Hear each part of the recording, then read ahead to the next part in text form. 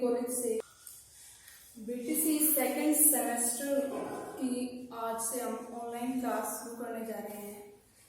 क्योंकि कोरोना की वजह से आप जानते हैं आपकी क्लासेस नहीं हो पा रही है, तो कोर्स पूरा करने के लिए हम आज से ये क्लास शुरू करने जा रहे हैं। चलिए आज हम साइंस में लेसन स्टार्ट करते हैं आपका जीवों की संरचना। सबसे पहले जीवों की संरचना में हम देखने वाले हैं कि कोशिका क्या होती है, कोशिका की संरचना क्या होती है, उसमें कौन कौन से कोशिका पाए जाते हैं। चलिए स्टार्ट करते हैं। कोशिका, ये आप फर्स्ट सेम में भी पढ़ चुके हैं, फिर भी चलिए स्टार्ट करते हैं। कोशिका का मतलब है कि जैसे कोई दीवार होती है ईंटों से बनी हुई, और उस दीवार की जो यूनिट होती है, इकाई होती है, वो क्या होती है, एक ईंट होती है। वैसे ही जो भी जीव है उनकी जो इकाई होती है वो क्या होगी, कोशिका। यानी कोई भी जीव कोशिका से मिलकर बना होता है। अब वो जीव एक कोशिकीय भी हो सकता है, बहु कोशिकीय भी हो सकता है। यानी जीव एक कोशिकीय जीव भी होते हैं और बहु कोशिकीय जीव भी होते हैं। तो थोड़ा सा आपको आइडिया हो चुका होगा मेरा कोशिका से क्या मतलब है। कोशिका की जो शेप होती है, आकार जो होता है, वो कुछ हर कोशिका का ये नहीं कि टिपिकल से एक स्ट्रक्चर्स मैंने यहाँ पे बनाए हैं, लेकिन जरूरी नहीं है कि सभी कोशिका की संरचना ऐसी ही होगी। हाँ, ये जो अंदर से चीजें जो मिल रही है, कोशिकाएं जो मिल रहे हैं, वो सभी कोशिका में मिलेंगे। ये एक प्लांट सेल का डायग्राम है पादप कोशिका का। सबसे पहले डायग्राम को देखने से पहले हम देख लेते हैं कोशिका की डेफिनेशन क्या हो सकती है, उसकी खोज किसने की थी। कोशिका की डेफिनेशन की मतलब तो आप समझ ही गए हैं कि कोशिका किसी भी जीव के शरीर की इकाई होती है। कैसे इकाई?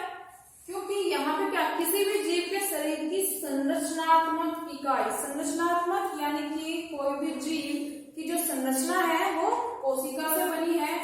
एवं क्रियात्मक इकाई, क्रियात्मक इकाई से क्या मतलब होगा कि जीवों के अंदर जो भी जैविक क्रियाएं चलती है वो किसमें चलती है, कोशिका के अंदर चलती है। यानी सभी क्रियाएं कोशिका में ही पूर्ण होती है। जैसे कि श्वसन की क्रिया है, यहाँ पे डायग्राम में क्या दिख रहा है, माइटोकॉन्ड्रिया है। तो जो श्वसन की क्रिया होती है वो कोशिकीय जीवों में वो माइटोकॉन्ड्रिया के अंदर होती है। श्वसन मतलब भोज्य पदार्थों का ऑक्सीकरण माइटोकॉन्ड्रिया के अंदर होता है, यानी कोशिका के अंदर होता है। और जैसे प्रकाश संश्लेषण की क्रिया होती है पौधों में, वो भी एक जैविक क्रिया है, वो भी कहाँ पे होती है, हरित लवक यानी कि क्लोरोप्लास्ट में होती है। तो कोशिका क्या होगी, किसी भी जीव के शरीर की संरचनात्मक एवं क्रियात्मक इकाई होती है, यानी structural and functional unit of life. ठीक है, अब कोशिका की खोज के बारे में देखते हैं कि कोशिका की खोज कैसे हुई।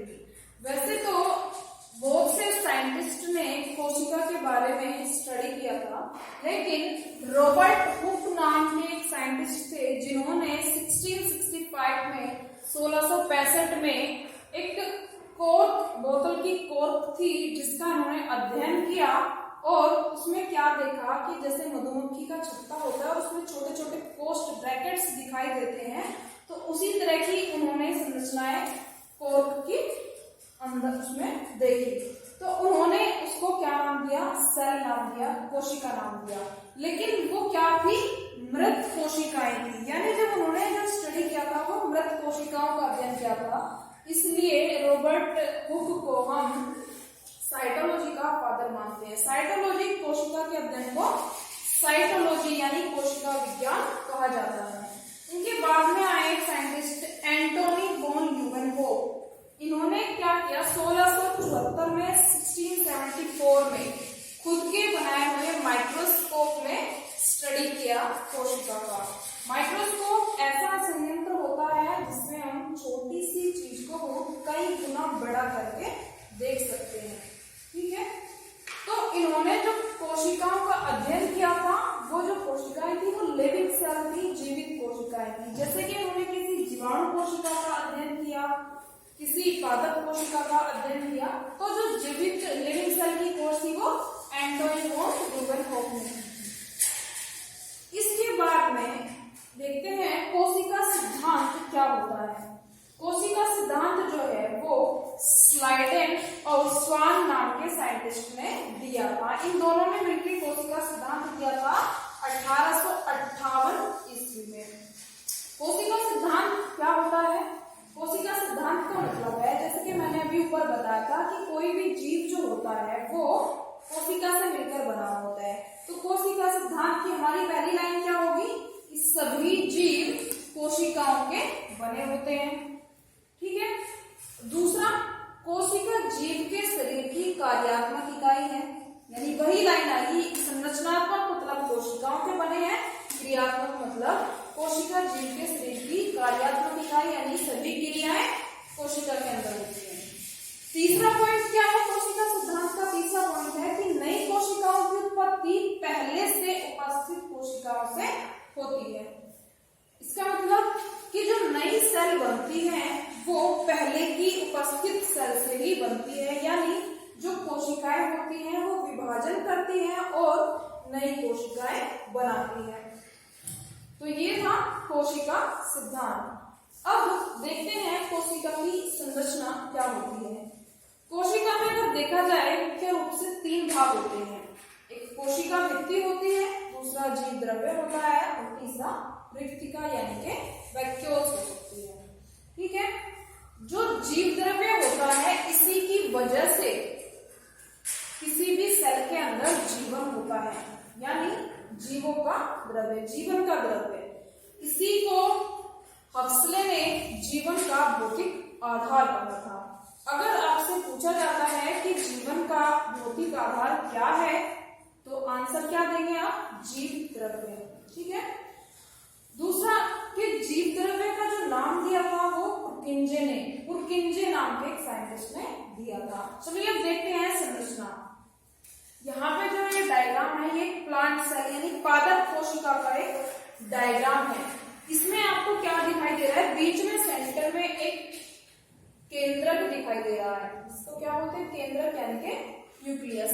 इस केंद्रक के अंदर में कुछ चीजें पाई जाती है। ये होती है जो ग्रीन कलर की आपको दिखाई दे रही है केंद्रिका, और इसके अंदर क्रोमेटिन जाल फैला रहता है। क्रोमेटिन जाल जो कि डीएनए और हिस्टोन प्रोटीन से मिलकर बना होता है, और यही जब कोशिका विभाजित होती है तो गुणसूत्र के रूप में बदल जाता है। ये जो चारों तरफ मेम्ब्रेन है ये होती है केंद्रक कला। इसी केंद्रक कला से बाहरी तरफ जुड़ी होती है एंडोप्लाज्मिक रेटिकुलम। ये जो जाल के समान संरचना बनाई हुई है ये कहलाती है एंडोप्लाज्मिक रेटिकुलम। इस एंडोप्लाज्मिक रेटिकुलम ये 2 प्रकार की होती है। एक होती है स्मूथ एंडोप्लाज्मिक रेटिकुलम और एक होती है रफ एंडोप्लाज्मिक रेटिकुलम। शॉर्ट में हम 2 नाम दे सकते हैं। कितनी हो सकती है? एक हो सकती है SER और एक हो सकती है RER। SER का मतलब है स्मूथ एंडोप्लाज्मिक रेटिकुलम और RER का मतलब होगा रफ एंडोप्लाज्मिक रेटिकुलम। यानी कि अंतर इतना है कि जिस एंडोप्लाज्मिक रेटिकुलम में राइबोसोम लगे हुए होंगे वो रफ होगी और जिसमें राइबोसोम नहीं लगे होंगे वो स्मूथ होगी। देखिए यहाँ पे राइबोसोम लगे हुए हैं तो ये RER यानी कि रफ एंडोप्लाज्मिक रेटिकुलम होगी। इसी के साथ में कोशिका द्रव्य, कोशिका के अंदर जो ये लिक्विड होता है, द्रव्य होता है, उसको बोलते हैं कोशा द्रव्य। इसमें राइबोसोम बिखरे हुए होते हैं और कोशिका के अंदर जो भी अंग पाए जाते हैं वो सभी इस कोशिका द्रव्य में पड़े हुए होते हैं।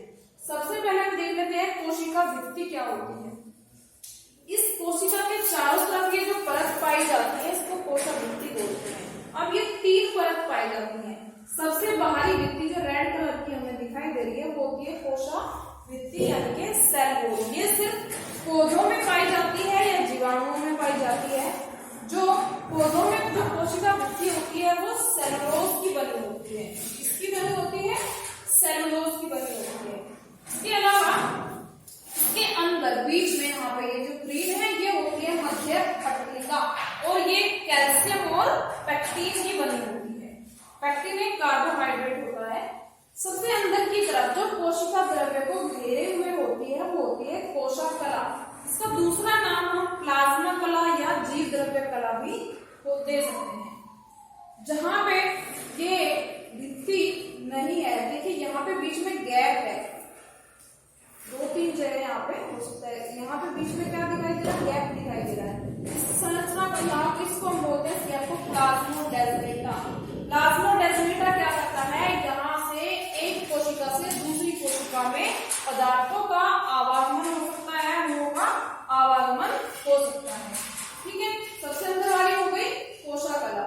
अब इसके अंदर रिक्तिका के अतिरिक्त, इस रिक्तिका को छोड़कर ये बड़ी सी जो संरचना हमें दिखाई दे रही है कहलाती है रिक्तिका। इस रिक्तिका की जो परत होती है, ये लेयर होती है, वो कहलाती है टोमोप्लास्ट। इसके अंदर बहुत से पदार्थों सा रस भरा रहता है, जिसमें कार्बोहाइड्रेट, प्रोटीन, लिपिड्स, खनिज, लवण इत्यादि चीजें होती है, और ये परासरण का नियमन करती है, यानी कि पानी का कंट्रोल करती है एक तरह से जल में। इसमें सेल में जल का कंट्रोल करती है। ठीक है, इस रिक्तिका और कोशिका कलाएं जो है, ये परत जो है, इनके अंदर का द्रव्य कहलाता है दूसरा भाग जीव द्रव्य। जीव द्रव्य यानी इस केंद्र के अंदर जो द्रव्य भरा हुआ है और इस केंद्र के बाहर रिक्तिका के अतिरिक्त जो द्रव्य है वो क्या कहलाता है, जीव द्रव्य कहलाता है। ठीक है, इस जीव द्रव्य में क्या क्या चीजें, क्या क्या कोशिकांग पाए जाते हैं, जैसे कि केंद्रक हो गया आपका, गोल्जी काय हो गया, माइटोकॉन्ड्रिया हो गया, हरित लवक हो गया, ये सभी चीजें पाई जाती हैं।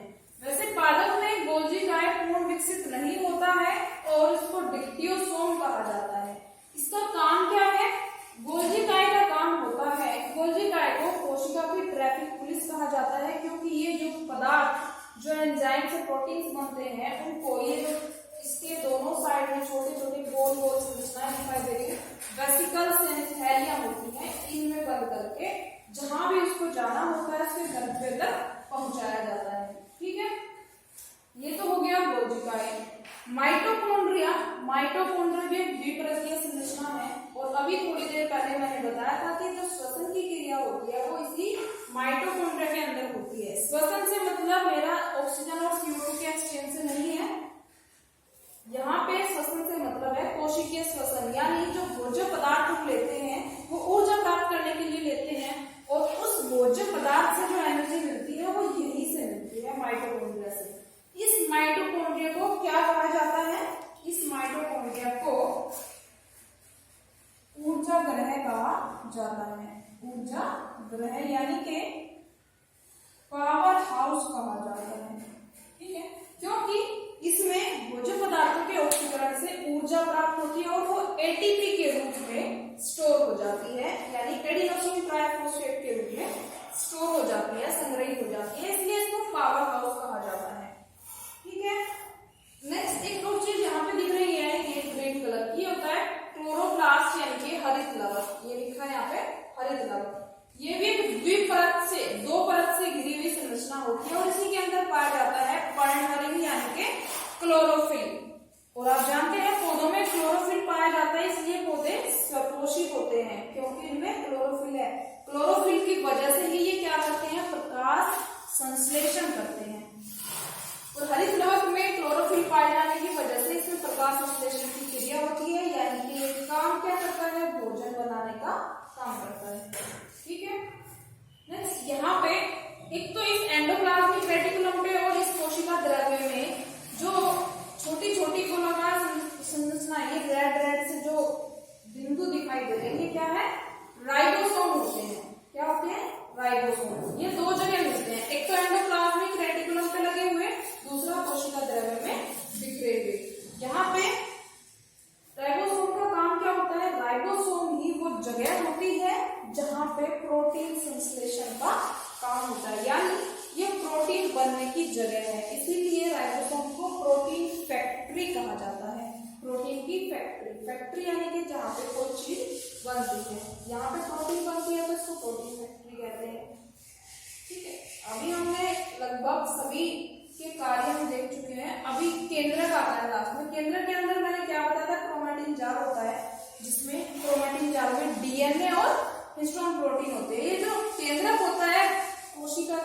सभी भागों पर नियंत्रण रखता है, कंट्रोल करता है, क्योंकि जो भी कार्य होना है वो डीएनए में ही होती है उसकी सूचना। डीएनए की वजह से सभी भागों पर कंट्रोल करता है। ठीक है, तो ये होती है हमारी कोशिका के बारे में संरचना, क्या होती है।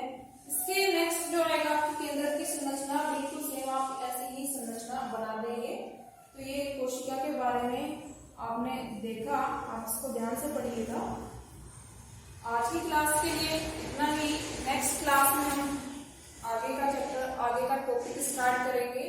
प्लीज वीडियो को लाइक कीजिए, चैनल को सब्सक्राइब कीजिए और चैनल के बेल आइकन पे प्रेस कीजिए ताकि नेक्स्ट वीडियो का नोटिफिकेशन आपको मिल जाए। Thank you.